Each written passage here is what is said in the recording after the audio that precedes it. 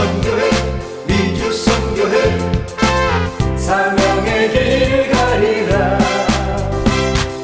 오 할렐루야 땅끝 이루어. 우리 주님께서 우리 미주 선교회 모든 회원 여러분들을 사랑하시는 줄로 믿습니다. 아멘. 우리 자분들 보고 인사 나눌까요? 우리 하나님이 우리 권사님, 집사님, 장로님 너무 사랑하십니다.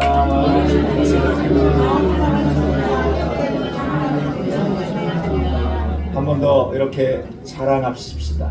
하나님, 아니요, 자랑하십시다. 잠시만요. 한 해 동안 하나님께서 나에게 많은 은혜를 주셨습니다. 옆에 분들한테 자랑하세요. 하나님께서 나에게 한 해 동안 많은 은혜를 주셨습니다. 아멘. 하나님께서 여러분들 삶에 정말로 많은 또한 크고 놀라운 은혜를 허락해 주신 줄로 믿습니다. 그래서 우리가 하나님께서 나에게 주신 그 은혜들을 마음껏 자랑하고 증거하는 우리 미주 선교회 여러분들 되시기를 간절히 바랍니다. 아멘. 말씀의 제목 따라합니다. 성령의 인도함을 받는 사람. 다시 합니다. 성령의 인도함을 받는 사람. 앞서도 우리가 기도했지만 정말로 하나님께서 우리에게 많은 은혜, 너무나 큰 은혜를 우리에게 허락해 주셨어요. 그러면서 그 수많은 시간들 가운데에 또 2025년 한 해만 우리가 이렇게 돌아봐도 너무나 많은 은혜들이 있었음에도 불구하고 우리들이 그것이 은혜인지 모르고 지나쳐 버렸을 때가 너무나 많습니다. 여러분들, 오늘도 우리 앞서 우리 전사님 기도해 주셨는데 이 자리에 우리가 나와 앉아 예배드릴 수 있는 이것이 얼마나 은혜이고 기적과 같은 일인가. 지난 한 주도 살아가면서 정말로 하나님께서 내 삶을 지켜주시고 인도하시고 보호하신 것이 정말로 이것은 기적이 아니고서는 이야기할 수 없는 놀라운 사건이 되는 줄로 믿습니다. 아멘. 뿐만 아니라 사업장을 운영하시는 분들, 가게를 운영하시는 분들도 있으실 텐데 여러분들 한번 생각해 보세요. 하나님께서 나에게 우리 사업장에 사람을 보내주시지 않으면 어떻게 이 사람이 우리 교회를, 우리 사업장을 알고 또 우리 가게를 알고 찾아와서 밥도 먹고 계약도 할 수 있겠는가? 아멘. 놀라운 일이에요. 전 선교지 있으면서 제가 기억하고 떠올렸던 것이 뭐냐면, 성도님들 한 분 한 분이 매주일 그렇게 성전에 나와 앉아 있는 것이 저는 너무나 놀라운 기적처럼 다가왔습니다. 우리 하나님께서 오늘도 우리 권사님을 이끌어 안전하게 이끌어 주셨구나. 또 성도님 한 분을 새로 우리 교회에 보내주셨구나. 하나님께서 정말로 그 은혜와 사랑들을 베풀어 주신 것을 보면서 이것은 기적이구나, 이것은 정말 놀라운 기적이구나, 제가 늘 감탄하고 또 감탄했던 기억이 납니다. 아멘. 여러분들, 성령의 인도함을 받는 사람은 기도함으로 하나님이 나에게 사업에 복을 주시고 문제를 해결해 주시고 질병을 치료하여 주옵소서. 물론 이러한 기도가 우리 가운데 필요하지만 그보다 내 삶을 지키신 하나님, 나와 동행하시고 나와 함께 하신 하나님, 내 삶의 구석구석 세밀한 것까지 지키시며 바라보시고 계시는 그 하나님, 내가 그 하나님 한 분만으로 만족하고 내가 그 하나님으로 말미암아 기뻐합니다. 그렇게 고백하고 또 기도할 수 있는 우리가 되기를 주님의 이름으로 간절히 축원을 드립니다. 그래서 저 역시 지난 한 해를 이렇게 돌아보면요, 제가 2025년 시작하면서 매년 연말 되면 이제 이 선교지 교회에서도 말씀 카드를 한 장씩 뽑는 그런 순간이 있어요. 그래서 성도님들과 함께 기도하시면서 다음에 2025년 하나님께 우리가 붙들고 기도할 그 말씀 카드를 달라고 뽑아보세요 하면서 한 장씩 뽑았습니다. 저 역시 말씀을 뽑았어요. 그때 주셨던 말씀이 요한복음 15장 4절인데요. 내 안에 거하라, 나도 너희 안에 거하리라. 가지가 포도나무에 붙어있지 아니하면 스스로 열매를 맺을 수 없음같이 너희도 내 안에 있지 아니하면 그러하리라. 아멘. 저에게 주신 말씀이에요. 저에게 주신 이 말씀을 붙들고 제가 한 해 동안 하나님께 간절히 기도했습니다. 하나님, 예수 그리스도의 그 나무에서 제가 떨어지는 가지가 되지 않도록 하나님 저를 단단하게 붙들어 주시옵소서. 하나님 저를 단단하게 붙들어 주시옵소서. 그렇게 기도했더니 하나님께서 정말로 올 한 해 그 은혜의 가지 가운데 단단히 붙들어 살아갈 수 있도록 저를 인도해 주신 것 같아요. 그래서 이 마지막 예배를 드리는 이 자리 가운데에서 제가 기도할 수 있는 것은 하나님 나를 지키시고 나를 보호하신 그 사랑이 얼마나 큰지 저는 감사뿐입니다. 감사뿐입니다. 우리 하나님께 기도하고 있습니다. 아멘. 여러분들도 성령의 인도함을 받는 사람인 줄로 믿습니다.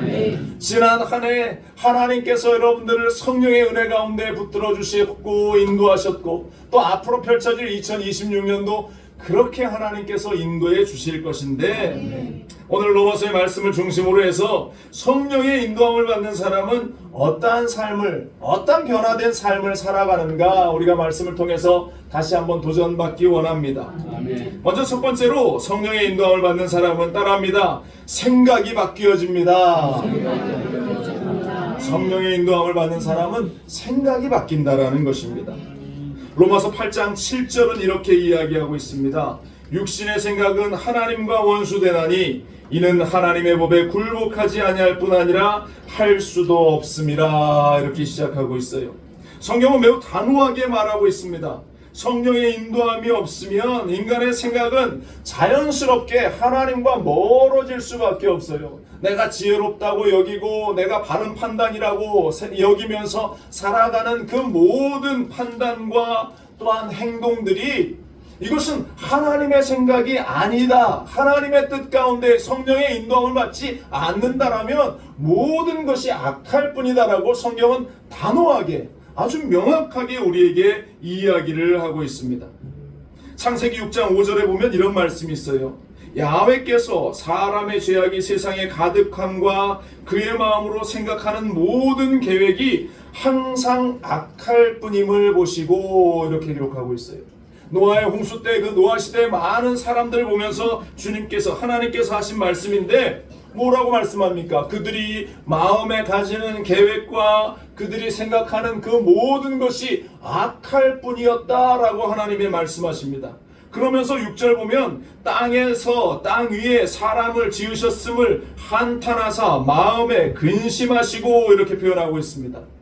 이 창세기 6장 6절의 이 하나님의 마음은 하나님이 내가 사람을 만들어서 실수했다, 나의 계획이 어긋났다 이러한 표현이 아니라 성경이 우리를 배려하시면서 표현하고 있는 그러한 단어일 것입니다.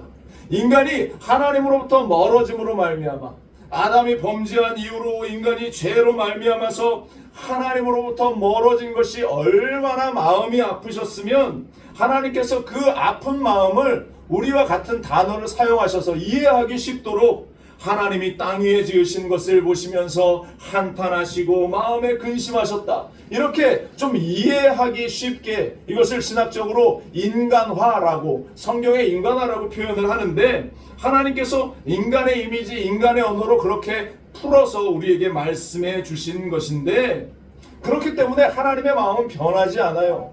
너무나 안타까워서 하신 말씀이시지 하나님께서 인간을 정말로 끝내버리시고 인간을 정말로 멸하해버리시려고 작정하시는 그 마음이 아니라 다시금 새롭게 세우기 원하시는 그 하나님의 마음이 그 가운데에 녹아 있더라는 것입니다.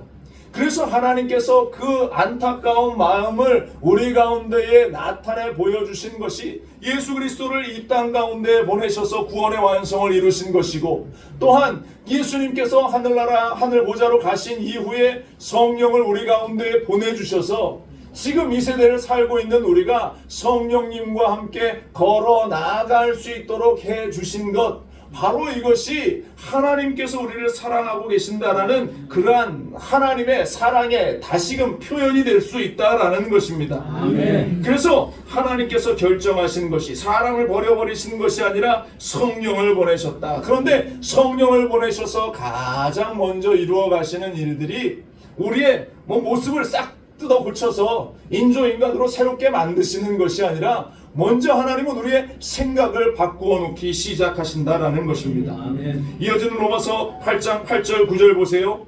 육신에 있는 자들은 하나님을 기쁘시게 할 수 없느니라. 만일 너희 속에 하나님의 영이 거하시면 너희가 육신에 있지 아니하고 영에 있나니 누구든지 그리스도의 영이 없으면 그리스도의 사람이 아니라 이렇게 말씀을 하고 있죠. 너희 속에 하나님의 영이 거하시면 너희가 육신에 있지 않는다라고 성경이 말씀하고 있다라는 것입니다. 그래서 성령이 가장 먼저 우리 가운데 오시면 우리가 변화되는데, 그 변화되는 핵심은 우리의 환경이 바뀌어지는 것이 아니라, 사람의 어떠한 모습이 바뀌어지는 것이 아니라, 형편이 바뀌어지는 것이 아니라 가장 먼저 우리의 생각이 바뀌어진다라는 것입니다. 로마서 8장 15절이 말하지요. 너희는 다시 무서워하는 종의 영을 받지 아니하고 양자의 영을 받았으므로 우리가 아빠 아버지로 부르짖느니라 말씀하고 있습니다.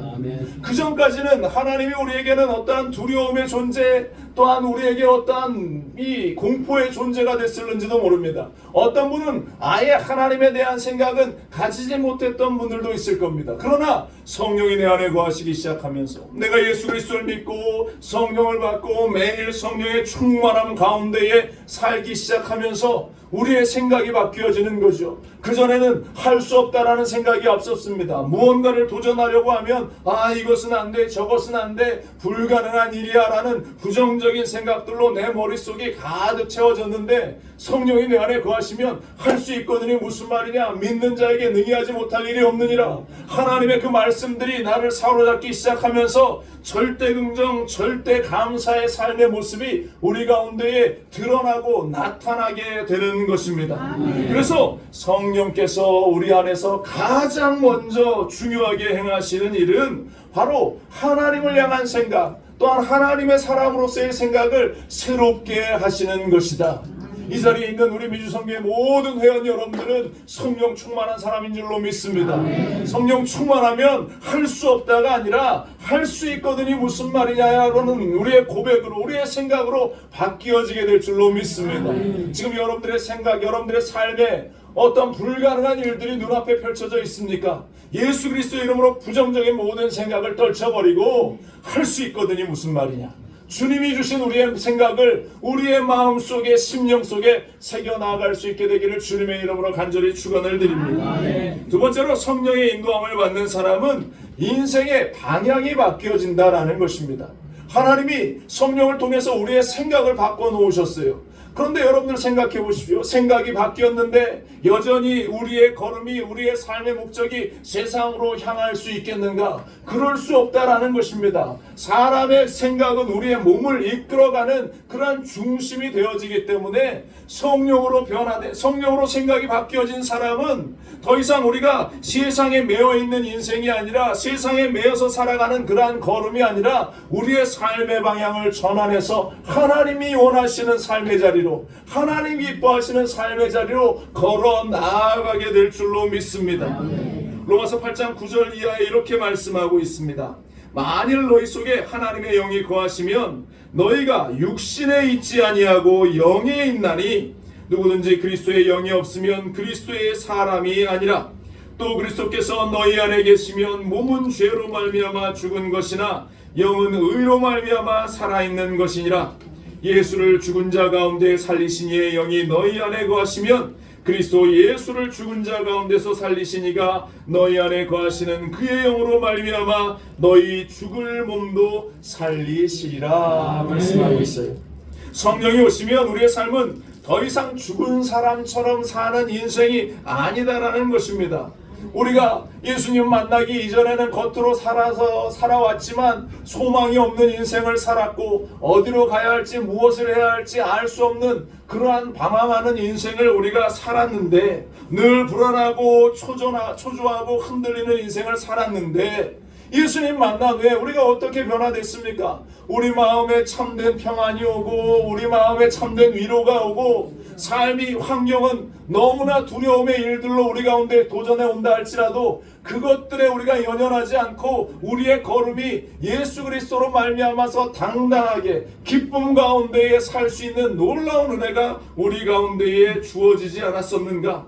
여러분들, 내 힘으로는 이 세상을 이겨낼 수 없지만 믿음으로, 성령으로 이겨내는 사람, 성령으로 우리의 삶의 바른 목표와 바른 삶의 목적을 가지고 살아나가는 것, 바로 그것이 성령이 우리를 변화시키는 놀라운 하나님의 일이고 은혜고 역사가 되는 줄로 믿습니다. 여러분들, 그래서 우리의 삶의 목적을 하나님 주신 생각과 더불어 새롭게 가져야 하는 것입니다. 이것을 가장 잘 보여주는 말씀이 누가복음 15장의 탕자의 비유일 것입니다. 탕자가 집을 떠나기 전에는 어떻습니까? 아버지가 누구인지, 아버지의 집이 얼마나 안전한지, 아버지 안에 거하는 것이 얼마나 평안함인지 그런 아무런 관심이 없었습니다. 그가 아버지의 집을 떠나서 고생하며 조금 가지고 나갔던 그 모든 것들을 다 탕진하고 난 후에 아마도 하나님께서 그의 마음을 움직이셨겠죠. 그가 성령의 감동으로 그 생각이 바뀌어지기 시작합니다. 내 아버지 집이 얼마나 안전한 곳이고 내 아버지의 사랑이 얼마나 컸던가. 그러면서 그가 결단하는 것이 아버지의 집으로 돌아가자. 내가 아버지의 집으로 향하자. 그리고 아버지의 집에 가서 그에게 주어질 그 모든 것들을 그가 다시 회복하는 그 장면. 여러분들 어찌 보면 이 성경 구절 가운데 성령께서 인도하사 그 탕자가 아버지 집으로 돌아갔다 그런 말은 한 구절 나오지 않지만 우리 하나님께서 우리에게 주시기 원하시는 그 핵심의 메시지는 바로 그것일 것이에요. 하나님께서 멀리 떠난 우리의 인생을 성령을 통해서 그 마음을 움직이사 돌이키게 하시고 다시 아버지의 집으로 하나님이 원하시는 그 삶의 현장으로 하나님이 기뻐하시는 그 자리로 돌아오기를 원하시는 것, 바로 성령의 인도함을 받는 사람의 걸음이고 삶의 여정이 될 줄로 믿습니다. 여러분들의 인생 가운데 그와 같은 하나님의 은혜가, 그와 같은 하나님의 사랑이 넘쳐나시기를 주님의 이름으로 간절히 축원을 드립니다. 그래서 오늘 사도 바울이 이야기하죠. 영으로서 몸의 행실을 죽이면, 영으로서 성령으로서 우리의 육신의 욕심과 우리의 육신의 생각과 우리의 육신이 바라는 모든 것들을 죽이면 하나님께서 우리와 함께하게 될 것이고 그 은혜를 우리는 보게 될 것이다. 그래서 그 현장 가운데 주시는 것이 로마서 8장 28절 말씀처럼 우리가 알거니 하나님을 사랑하는 자 곧 그 뜻대로 부르심을 입은 자들에게는 모든 것이 합력하여 선을 이루니라. 우리가 너무나 잘 아는 그 말씀대로 성령의 인도함을 받아서 걸어 나가는 사람의 여정에는 모든 것이 합력하여 선이 되어지는 놀라운 역사가 일어나게 될 줄로 믿습니다. 여러분들이 성령에 붙들림 받은 사람이 되어서 하나님이 주신 생각을 가지고 또한 여러분의 삶을 움직여 그 길을 걸어 나갈 때에 하나님께서 우리 미주선교회 여러분들과 함께 해주실 줄로 믿습니다. 더불어 세 번째로 성령의 인도함을 받는 사람은요, 첫 번째 생각이 변화하고 삶의 목적이 변화하는 것으로 끝나는 것이 아니라 우리 하나님은 그 사람이 모든 일들을 감당할 수 있도록 능력을 허락해 주신다라는 것입니다. 따라합니다. 성령의 인도함을 받는 사람은 감당할 수 있는 능력을 얻습니다. 말씀드린 대로 모든 것이 합력하여 선이 되게 하시는데 그 일을 이룰 수 있도록 여러분들의 삶의 자리에 하나님께서 능력을 더해 주신다라는 것입니다. 오늘 로마서 8장 13절 14절 다시 봅니다. 너희가 육신대로 살면 반드시 죽을 것이로되 영으로서 몸의 행실을 죽이면 살리니 무릇 하나님의 영으로 인도함을 받는 사람은 곧 하나님의 아들이라. 우리 미주성교 여러분들 하나님의 아들됨을 믿습니다. 모든 것에 하나님의 그 아들됨의 모습이 나타나고 드러나게 될 줄로 믿습니다. 그래서 우리의 기도가 바뀌어지는 겁니다. 예전에는 우리의 사업이 잘 되게 해달라고 기도하고, 예전에는 우리가 병고침을 받게 해달라고 기도하고, 문제에 매여서 그 문제에 집중하는 기도를 우리가 드렸다면 이제는 기도가 바뀌는 거예요. 성령의 인도함을 받는 사람은 하나님, 내가 하나님의 아들로서 하나님의 자녀로서 당당히 살게 하여 주옵소서. 하나님의 아들들이 누릴 것들을 내가 누리게 하시고 하나님의 자녀들이 누릴 것들을 내가 누릴 수 있게 하여 주옵소서. 여러분들 하나님의 자녀로서 누릴 수 있는 게 무엇입니까? 사랑하는 자여 내 영혼이 잘된 같이 내가 범사에 잘되고 강건하기를 내가 간구하노라. 이것은 삼중 축복을 우리에게 말씀하고 있는 것이에요. 영이 잘되고 범사가 잘되고 환경이 잘되는 것. 그런데 여지껏 우리는 환경만 잘되게 해달라고 매일같이 기도하는데 그러면서 내 생각대로 내 뜻대로 되지 않으면 하나님이 계시지 않은가 보다, 하나님은 저 멀리 하늘에 계시는 분인가 보다, 그렇게 하나님을 향해서 원망하는 인생을 살았을는지 모릅니다. 여러분들 우리가 바뀌어야 되는 겁니다. 하나님의 아들들에게는 하나님께서 그 모든 것을 맡겨주실 줄로 믿습니다. 그래서 우리가 구차하게 내 삶을 기도할 것이 아니라 하나님의 아들됨을 위해서 기도할 때에 하나님께서 영과 홍과 육에 이르기까지, 환경에 이르기까지 모든 것에 하나님의 놀라운 은혜들을, 아들됨의 모습을, 아들의 자격에게 주시는 하나님의 놀라운 축복을 허락해 주실 줄로 믿습니다. 바로 그것이 하나님 성령의 인도함을 받는 사람이 그 모든 것들을 감당해낼 수 있는 능력, 힘을 허락해 주시는 하나님의 역사가 되는 줄로 믿습니다. 그래서 요한복음 16장 13절도 진리의 영이 오시면 그가 너희를 모든 진리 가운데로 인도하시리니 말씀하고 있어요. 하나님의 은혜의 현장으로 성령께서 우리를 인도해 주신다라는 것입니다. 지금 이 순간 여러분들의 삶에 문제가 있습니까? 하나님의 아들로서 기도하시기 바랍니다. 여러분들의 사업장에 어려움이 있습니까? 하나님의 아들로서 기도하시기 바랍니다. 여러분들의 육신에 질병이 있습니까? 하나님의 아들로서 기도하시기 바랍니다. 하나님께서 그 문을 활짝 열어주실 줄로 믿습니다. 제가 지난 10년간 미국에서 사역을 했었습니다. 7년 동안은 시카고에서 사역을 했고 3년은 애틀랜타에서 사역을 했어요. 제가 그때마다 늘 기도했던 것이 있습니다. 사실 이민교회의 현장은 여러분들이 잘 아시겠지만 그렇게 다이나믹한, 익사이팅한 그러한 간증의 이야기들이 그렇게 그다지 많지 않은 것 같습니다. 그래서 제가 선교대에 나올 때마다 늘 마음 가운데 부담감이 있었어요. 야, 올해는 성도님들 만나면 어떤 간증을 해야 하나. 사실 선교대 때 이렇게 간증을 제 성도님들에게 말씀을 나눌 때 성도님들의 기대의 눈빛은 우리 선교사님들이 지난 한 해 동안 하나님의 놀라운 은혜의 역사들을 경험하고 기적을 경험하고 이 자리에 와서 간증해 주기를 바라는 눈빛을 보면 그런 눈빛인데 그냥 지난 한 해 평안했습니다 라고 얘기하면 뭐 목사님이 열심히 사역 안 하셨나 보다 뭐 이런 생각을 가지시는 분들이 간혹 우리 미주 선교회는 없지만 너무나 잘 아시기 때문에 없지만 제가 기도했어요. 하나님, 저에게도 정말로 좀 익사이팅한 하나님의 그 간증들이 선교대에 나갈 때마다 좀 펼쳐지게 간증 좀 할 수 있게 해주세요. 제가 그런 기도까지 했었습니다. 그런데 하나님께서 또 그 기도를 들어주셨어요. 몇 해 동안 그러한 이야기들이 있었는데 올 초에도 제가 올해는 6월달 선교대회가 있지 않았었습니까? 올 초에도 하나님께서 은혜를 보여주셨는데요. 제가 지난 5월달에 저희 아버님이 갑작스럽게 천국에 가시게 되어서 제가 장례를 위해서 한국에 나와 있었습니다. 그런데 이제 장례가 이제 진행되고 있었을 그때에 저에게 이제 부목사님이 전화가 왔어요. 목사님, 교회에 새로운 성도님이 한 분 찾아오셨는데 목사님 만나서 기도받고 싶다고 하십니다. 그래서 제가 장례를 마치고 2주 후에 돌아갈 것인데 2주 후에 꼭 교회를 나오시라고 전해달라. 그리고 제가 장례를 마치고 이제 다시 미국으로 돌아갔어요. 애틀랜타로 돌아갔습니다. 제가 이제 주일 예배를 인도하기 위해서 있는데 그분이 오셨어요.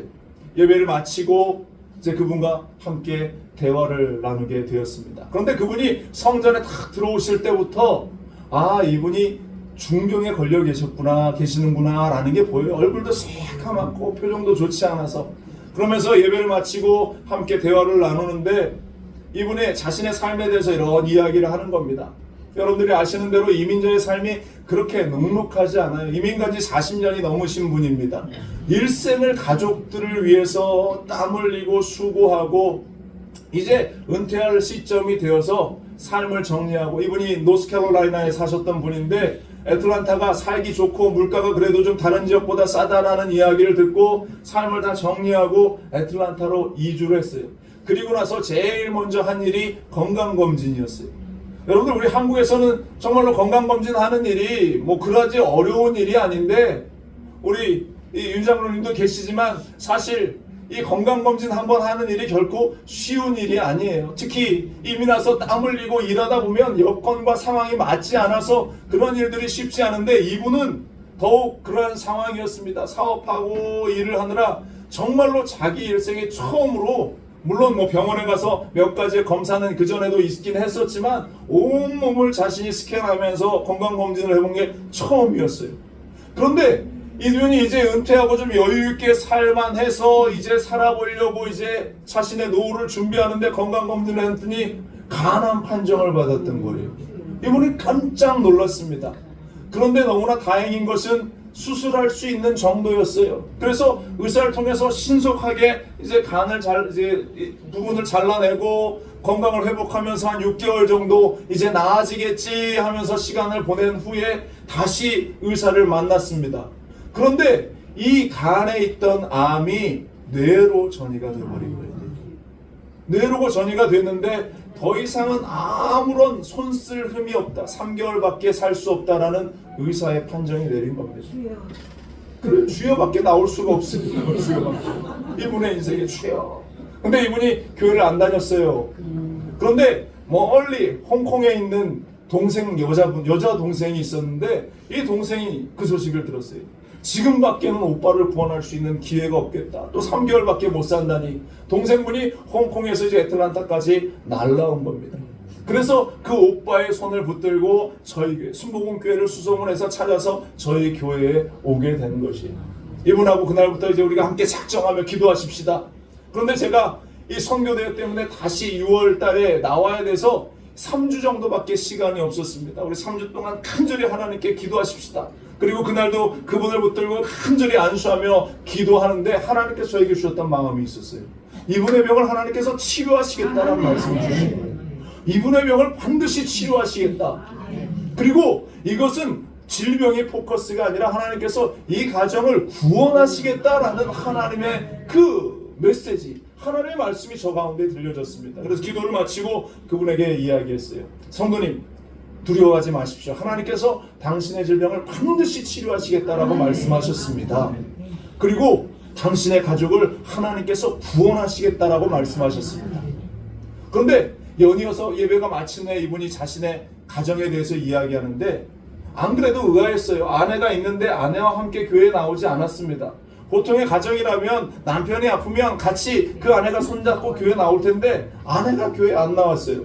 그런데 그 아내에 대해서 그분이 이야기를 하는데 내 아내가 이 보통 일반적인 때는 모든 사람들한테 너무나 잘하고 대접하기 좋아하고 나누기 좋아하는 양반인데 이 친구가 교회에 교자만 나오면 경기를 일으킨다는 교회에 교자만 나오면 막 손살을 치면서 아주 난리가 난다는. 그래서 이 교회에 나오지 않는 거예요.